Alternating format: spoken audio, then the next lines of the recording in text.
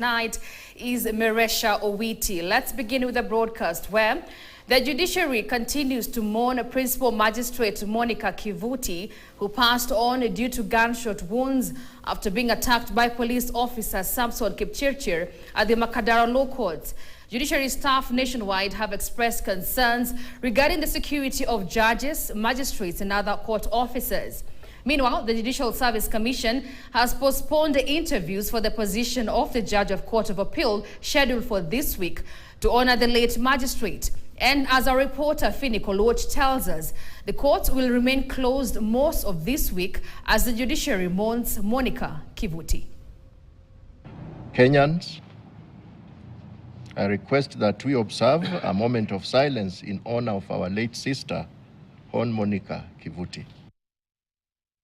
As the judiciary and Kenyans at large continue to mourn the death of Chief Magistrate of Makadara Law Courts, Monica Kivuti, who was shot by a police officer Samson Kipchirchir in the rank of an inspector at Makadara Law Courts in Nairobi on July 13th, the Kenya Magistrates and Judges Association and the Kenya Judicial Staff Association continue to mourn the judge while lamenting the security situation and the welfare of judicial officers in the country. The late Hon Kivuti had just delivered a ruling that caused a trigger-happy senior police officer to majestically and unfettered walk towards her, draw a gun at her at close range of about 1 meter, scold her for the ruling she had just delivered before pulling the trigger.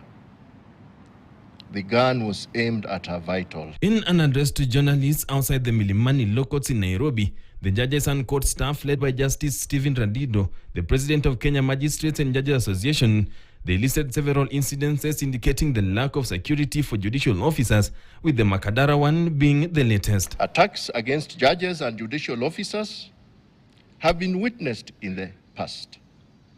Early this year at the Mombasa Law Courts, an accused person snatched a gun from a police officer and made an attempt to shoot a magistrate. Luckily, the magistrate was saved when the firearm jammed. In Nakuru Law Courts, a magistrate was attacked and severely stabbed by the use of a screwdriver by a litigant who had gotten an unfavorable judgment. In Garissa, a court user attacked a judge.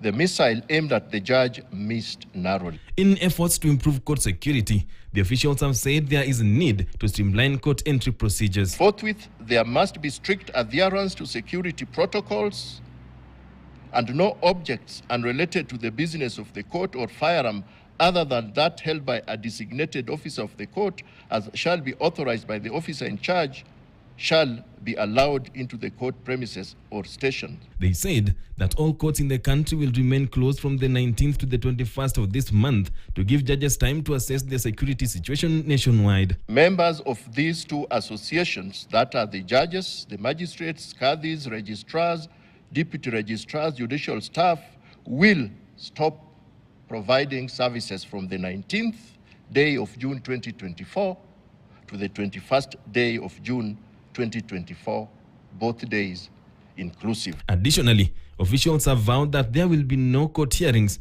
in unofficial and unapproved venues that do not meet the official standards of a courtroom. Forthwith, the members of the association shall only conduct judicial proceedings from professionally approved buildings. Those who worked closely with Judge Monica Kivuti remember her as a diligent and incorruptible worker without bias. She's one of the most reasonable magistrates. She's actually someone who does not tolerate anything other than professionalism. She was very ethical. She's the kind that does not take bribe. She's the kind that you can never compromise. The officials expressed that attacks on court officials is an hindrance to the delivery of justice in the country. The attacks on judges, magistrates, qadhis, adjudicators, and other staff of the judiciary is a sure attack on the rule of law and the administration of justice. Finik Oluoch, KTN News. And our condolences to the family.